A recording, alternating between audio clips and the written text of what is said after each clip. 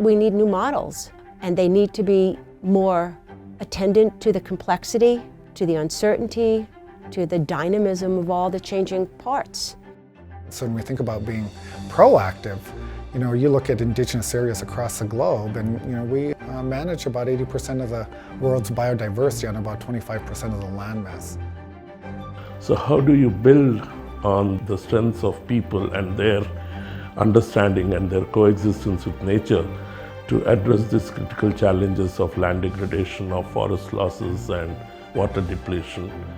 A shift in one part of a social or an ecological setting will have vast repercussions elsewhere. So we position in our worldviews as look at the whole ecological systems within which human beings are one of the several life forms, and of the several pursuits of human nature, economic progress is only one of them.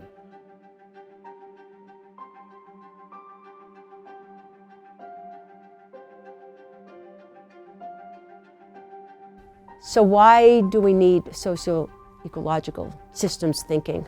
I think, quite frankly, because other ways of thinking have failed. The dominant growth paradigm at all cost fails ecology, and it fails people.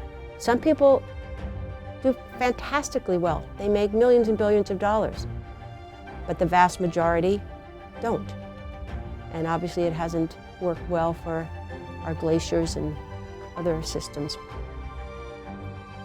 In certain civilizations, people thought that they were a part of nature, not the master of nature.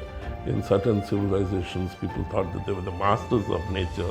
So as we think about that in our modern context, it really allows us to have the best of both worlds. It allows us to keep one foot in the circle, right? Where we're practicing the practice of who we are as Blackfeet people and utilizing that to inform everything that we're doing, while living with one foot outside the circle that allows us to really embrace a market-based economy. So when we think about holism, we think about the interdependent functions and relationships in a system. A lot of times from a Western perspective, we take a piece of that system, we research it, and then we try and control it rather than looking at how we utilize natural process to inform what we're doing in a modern context. You take, for example, as a whole, and what the tribe's doing, with the buffalo program, native plants.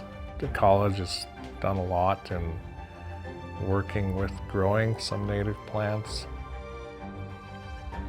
The elders that we've been around have taught us how to dig these roots, how to use them.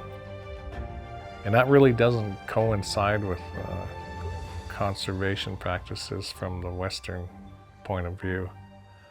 So we take what they have, but we also incorporate it into what we do traditionally, right?